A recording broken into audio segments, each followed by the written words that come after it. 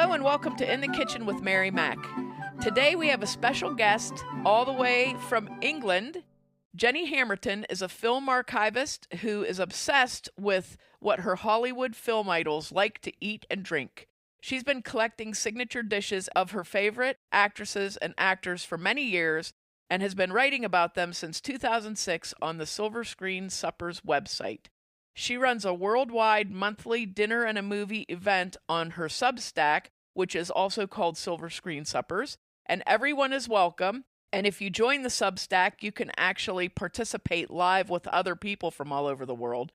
And this month, Jenny celebrated 20 years of cooking like a movie star. So this is like 20 years of doing this blog. Can you even believe it? 20 years. I just cannot believe it. I mean, when I started my blog, I was living on a houseboat. I was brokenhearted because I'd just come out of a disastrous relationship. I had a little tiny oven that looked a bit like a microwave with two hobs on top in a little tiny galley kitchen on a houseboat. And I was so miserable. And I'd been collecting movie star recipes for a few years by that stage. I'm a film archivist by training, so I've always been interested in old movies. And one day I just thought, I'm so miserable and fed up, I'm going to teach myself to cook. And I really, really couldn't cook before I decided that I was going to start making some of these movie star recipes. So that's how it all started. And I used to have to leave the boat and go onto dry land to an internet cafe to do my blogging. Oh, wow. And yeah, I just kicked it off. I just thought, I'd read Julie and Julia, you know that book? Oh, yeah. That was made into the fantastic Meryl Streep, Stanley Tucci film. I'd read her book and she just started blogging about her cooking adventures. And I thought, oh, well, if I'm going to cook these movie star recipes, I might as well record them by blogging. So that's what I did. And that was 20 years ago last week. Wow. I have to laugh because some of them, I mean, I'm very familiar with the recipes that you share. And some of them are just like, there's something you would dare someone to eat, I think, sometimes. Yes, anything involving gelatine is usually something that no guest wants to eat. Yeah, and you have to consider a lot of these recipes are from like the 20s and 30s and, well, Yeah. 20s, 30s, 40s, you know, from the heyday of those movie stars. So, yeah, they're very different styles of cooking. They are. And the 30s is my favourite era, really, because that's when movie stars were really being used to promote products. So things like Starkist tuna. There are loads and loads of fantastic print adverts online that you can find with movie stars sharing their favourite tuna recipes. Whether or not they actually made these recipes is sometimes debatable, but they're very different things. Like my favourite of those tuna recipes is Jean Tierney's Tuna Salad Royal, and it's a big beef tomato that you slice up into four and you fill each layer with a mixture of tuna and mayonnaise and celery. I think there's a few other bits in it. And it makes this kind of leaning tower of tuna. It's absolutely gorgeous, very Instagrammable. Oh, that's and also, great. Yeah, and it's also the kind of thing you think, what should I have for lunch today? Oh, I know what I'll have. I'll have a Jean Tierney tuna salad royal. Why not? I'm just here working from home. I'm just going to have myself a nice lunch. Yeah, it makes you feel a little special because you're eating the same thing that Jean Tierney ate. Oh, absolutely. We had, I don't know if British television had anything like similar, but in American television, in the early days in the 50s, they would have like a whole show would be sponsored by one product. So I can remember seeing old George Burns and Gracie Allen shows, and they were sponsored by Carnation evaporated milk. And they were always doing crazy things like she would make all this whipped cream with the milk, and their whole refrigerator would be full of bowls of whipped cream made from the evaporated milk. And that was like classically across the board with all the shows, I think. They were always sponsored by a product or something. I love that. That was something that we didn't have here until really fairly recently, actually. Yeah. Sponsored TV. There's a big television soap here called Coronation Street, and I think they were the first one, and they were sponsored by Cadbury's chocolate. I Oh, don't know if you have that in the States, but yeah. So yeah, food products, I think they use film and TV to get their message out there, don't they? yeah, they're little product placements. Yes, definitely. So on your Substack, first you started with just a regular blog, right? And then you rolled it into Yeah. the Substack. The Substack, you come out every week with a new recipe and a new blog. Is that how you do that? I do a monthly Oh, monthly? Substack Okay.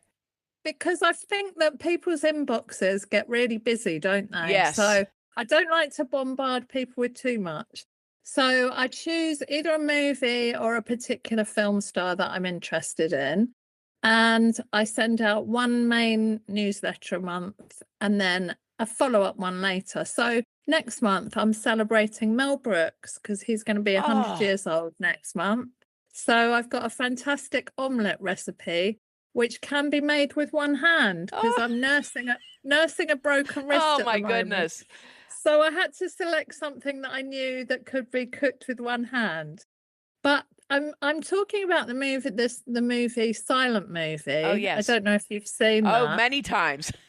Oh, it's my favorite funny film. It's the film that I would take to a desert island because it just makes me laugh so much. But one of the other stars in it, Dom DeLuise, actually wrote a couple of cookbooks and they're very, very good. So what the follow-up on my Substack next month will be about his cookbook because I made his meatballs and they were excellent. Oh, nice. Have you ever seen the Dom DeLuise movie Fatso? Where No. it's about him growing up as an Italian child and then he has a weight Ah, problem. It's ah, if you get a chance, it is very funny. But he basically I can eats through the imagine. entire movie. I can absolutely imagine it.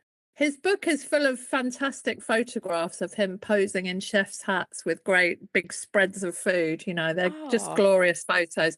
You can tell he was a man who really loved cooking oh and yes. eating, obviously. Yeah, yeah, and Yes. entertaining. And speaking of cookbooks, you have created a number of cookbooks which are I have. available. Jenny has an Etsy store and they're Yeah. also available on Amazon. So, what was the Ah. first cookbook that you did? The first cookbook I did was Cooking with Joan Crawford because Joan Crawford is kind of one of my favorite movie star personalities. I'm just interested in her as a person. And she was definitely a show off in the kitchen. She liked to be the best at everything, really, Joan Yes. Crawford, and that included cooking. So whenever she was asked for a recipe by a cookbook compiler or a magazine, she would give one out. So I've actually got over 30 of her favorite recipes in my collection. So I thought to myself, oh, it'd be quite nice to make a cookbook of these. So I self-published that. I don't know how long ago that was now. It's probably about 10 years or so, I think, maybe.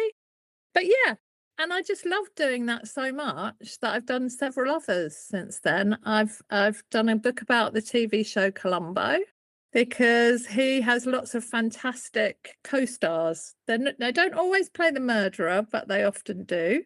I loved Columbo, and I've got lots of Peter Falk recipes and recipes from the other stars in the show, like William Shatner, Janet Leigh, Vincent Price Oh, is in wow. there. Yeah, loads of great, great co-stars. And I've also co-written a Vincent Price cookbook because I'm sure you're aware, and many of your listeners will also be aware, that Vincent Price wrote some really, really excellent cookbooks.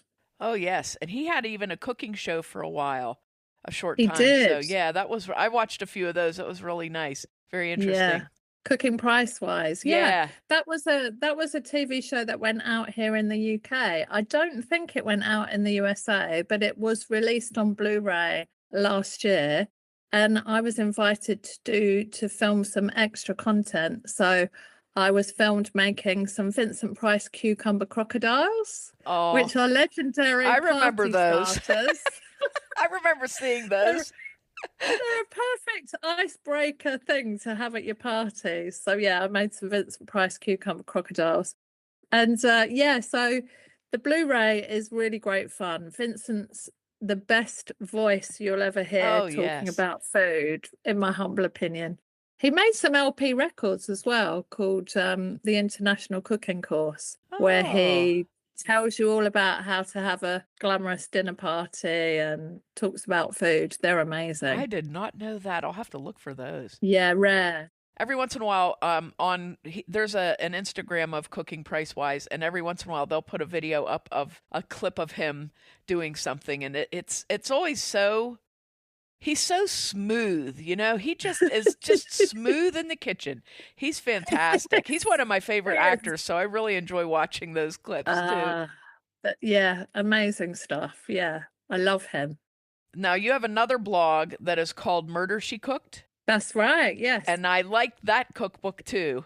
Oh, thank you. Yes, that was super fun to write. So, Murder She Cooked is about the first 6 seasons of Murder She Wrote. So, lots of recipes from the kitchen of Angela Lansbury and many of her co stars. And I also kind of watch all the episodes, and if there's any food related tidbits, I put those in the book as well.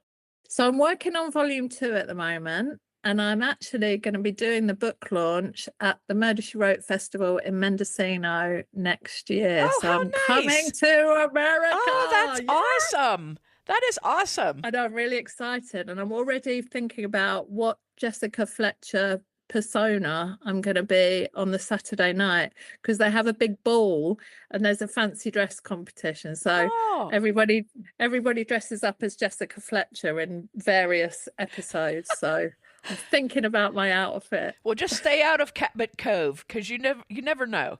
So, oh, we laugh all the time. We watch it all the time, and I say, everywhere she goes, there's a murder. Didn't people get Of suspicious? course.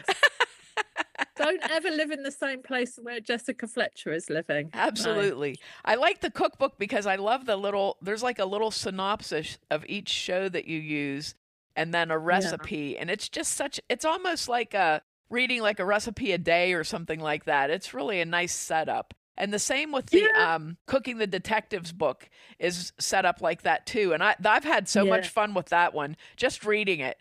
Because I Oh. love all those old Oh. detective shows, the British and the American ones, and I just really enjoy that book. Oh, thank you so much. That was such a fun project to write, Cooking the Detectives, because I love detective shows. And so I got to write about Poirot, Miss Marple, Midsummer Murders, all the all the greats. It was really, really good fun. I really enjoyed that. Yeah, that's fun. I can definitely say get some Jenny Hammerton cookbooks because they are just fun to read. Even if you never cook Oh, anything, they're fun to read. But some of the recipes I love. I have to try the Milton Berle's eggs, eggs Benedict he made, and Eggs Benedict, a a la la me. me. Yes, a lot of the movie stars like to get their own name in their recipes. There's a soup. Oh, calves brain soup, House of Montalban, which is Ricardo Oh, Montalban's recipe for calves brain soup. I have not tried that, I have to admit. yeah, I would. I think I would kind of maybe that's just a reader. Yes, exactly. There's a few you have to steer clear of. As you say, some of these older recipes, they are a bit different for the modern taste. Yes. Do you collect cookbooks as well? Just Oh, general cookbooks? yes. I do too. And I Yes. love I like when I go on vacation, if I go to tour somewhere, I'll get a cookbook. I have an Elvis cookbook Ah, from yes. Graceland and a lot of those kind of things. Like from all of the presidents' homes that I've toured, they always have some kind of a cookbook. Oh, And I yeah. have cookbooks from appliances, like old antique appliances. I've saved the little cookbook that came with them, and some of those are hilarious. I have one, it was a wedding gift for my mother. The recipes always say that this thing was made, it was like a griddle that you could put right on your table. And so they have Ooh. pictures of the family huddled around this griddle cooking things. And it'll say, like, have a hamburger sandwich right at your table. Like, you don't even have to get Ah, up, you can go. I And I love thought it was that. the convenience of the 50s. I love that. I love that. Yes, a chafing dish. It took me ages to work out what a chafing dish is, but it's a similar thing, isn't it? You have it Yeah. on your table and dish stuff out of it. Yeah, it Yeah, I keeps your love it. food hot. Yeah, What do you it's quite sensible, really. what do you think your most unusual cookbook is that you have? Oh, my most unusual cookbook. Oh, that is a tricky one. I'm just having a look around. I'm surrounded by them all. I don't really know. I think the things I love are things written by movie stars, which kind of have incidental recipes in them. So there's a book by Marlene Dietrich called Marlene Dietrich's ABC, and she goes through the whole alphabet saying things she likes, things she doesn't like with different letters. And there's loads of little recipes hidden away in there. So Oh, that is one of my favorites. It's really cute. So it's not exactly a cookbook, but it's a fun insight into her life and the things she like to cook.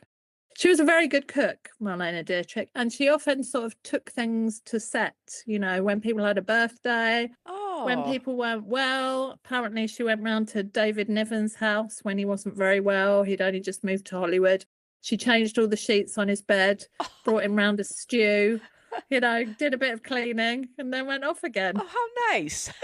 I know. Doesn't that make you love her even more? Yes. Oh, that's wonderful. Where do you decide like where your next blog topic is going to come from, or do you have a list ready that you go to? I kind of have a bit of a list, but it kind of depends what films I've seen and or things I find online. So the one after Mel Brooks is going to be about Louise Brooks because I went to see Pandora's Box, which is a silent film.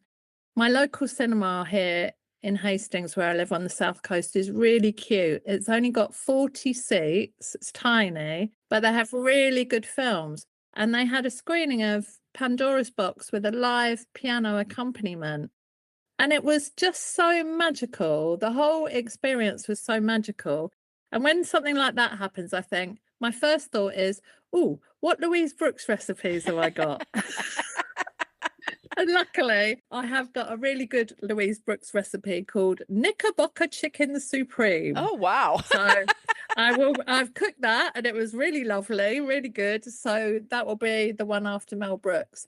So really it's a combination of things, really. It's good films that I've seen recently that I think other people will enjoy. I might have a new cookbook turn up and I'll find a great recipe in it and I'll decide to do something around that. But to be honest, I'm never short of ideas, just short of time. Yeah, I think that's the truth, isn't it? Oh my goodness. Yeah. Yeah. I love the whole concept of finding the star and then looking for the recipes or something like that. Yeah. That's so nice because my husband always laughs when we're watching a movie or an old show or something.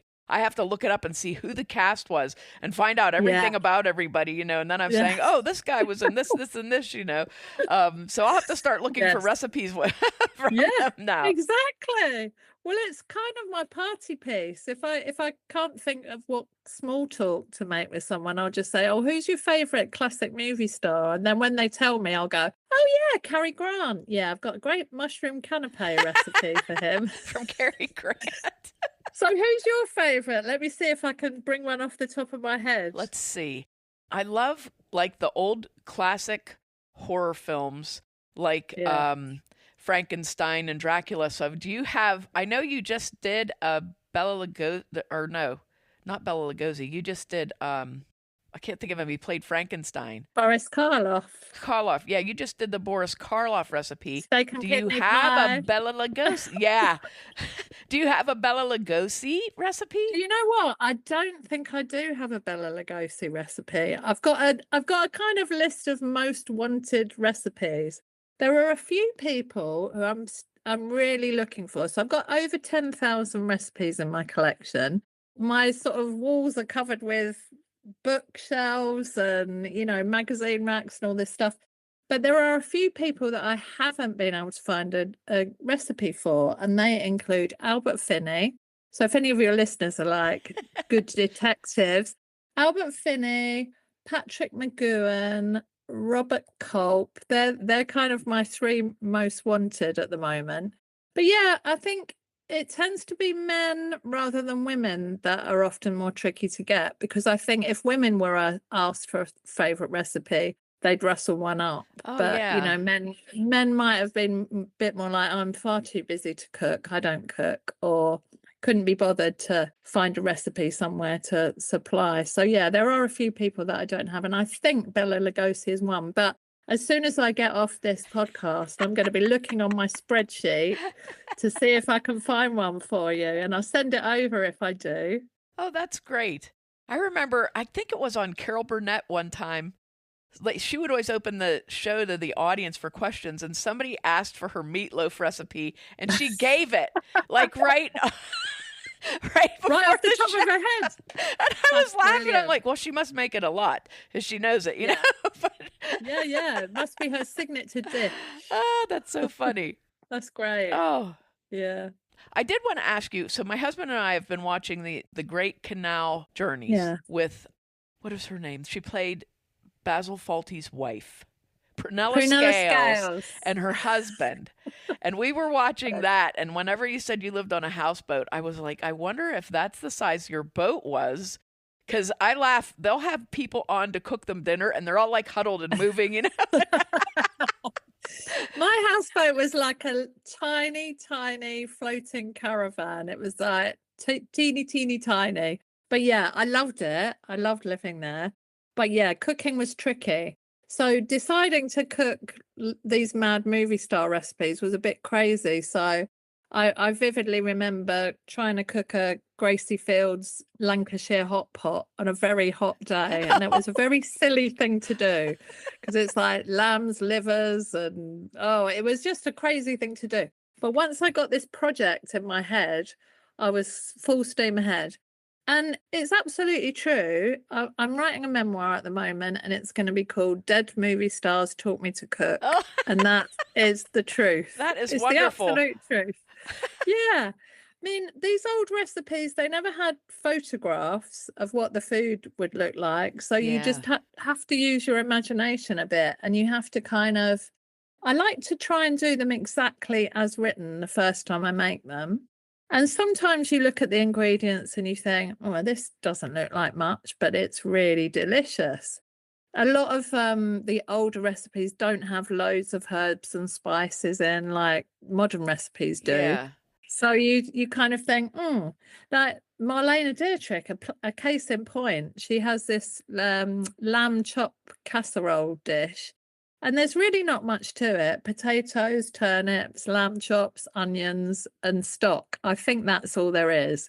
But it's utterly delicious. Plain, old-fashioned food, but really, really yummy. So you never know. Yeah, there's probably a lot of technique more than anything.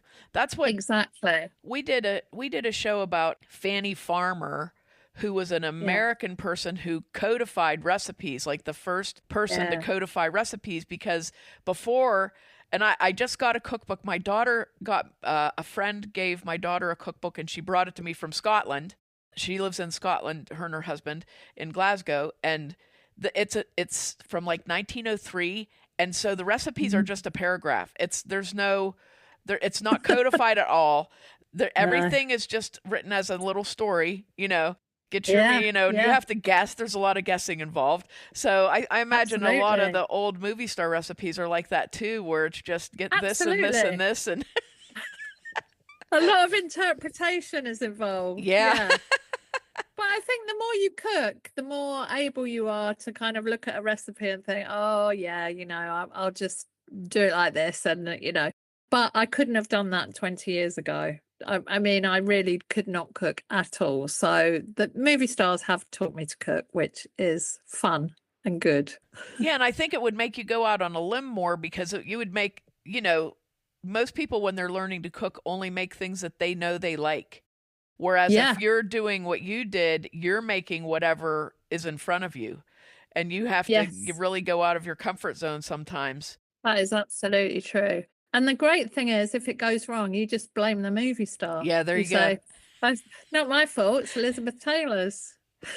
Although her Elizabeth recipes are Taylor's good. dumb recipe. Well, when my kids were young, I always enjoyed Julia Child, and I had bought, when she came out with a cookbook that was called Baking with Julia, because she had a television show on public television. She had several of them when she was older where she wasn't really cooking, but she was working with a chef. So during that time, she put together a cookbook, and we enjoyed her show then, which was in color, of course. So I bought her whole set of her original television show for my kids. So while I was working and they were off of school, they could watch that, and enjoy that, which they somewhat did enjoy that.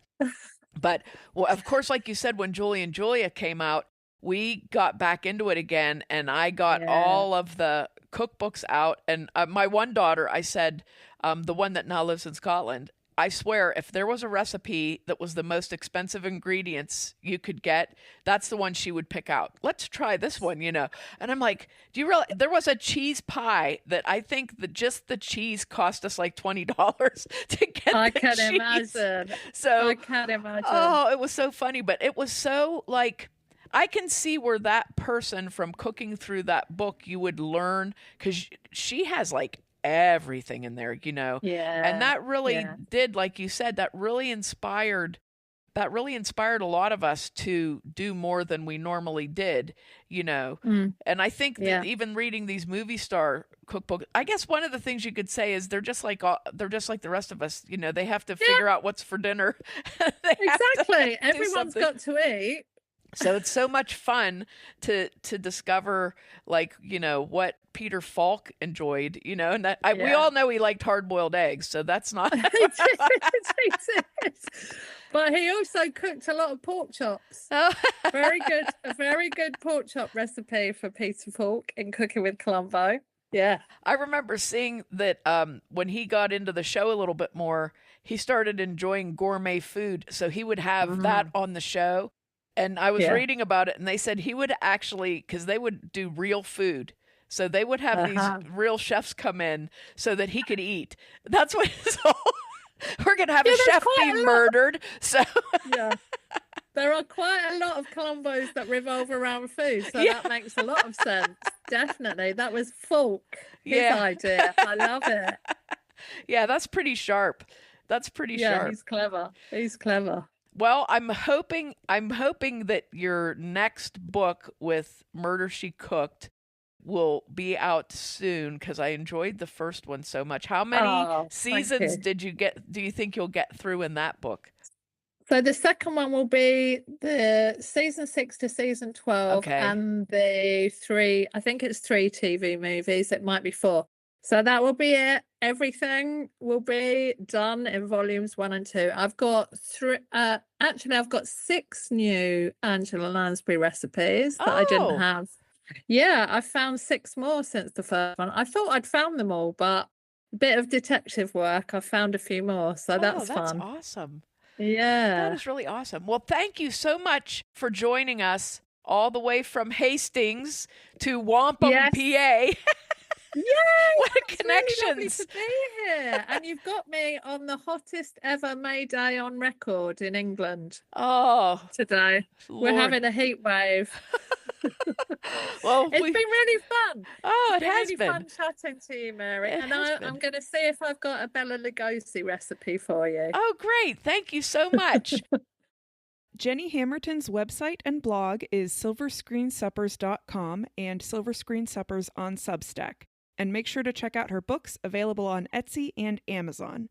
For Mary Mac's baking mixes, recipes, and more, check us out on social media at Mary Mac Bakehouse and marymacbakehouse.com. Thanks a lot for listening if you did, and if you didn't, too bad for you. And thank you so much for joining us. I'm so glad this worked. I'm so excited. We cracked it. Yes, eventually. absolutely. Yes, we've done it.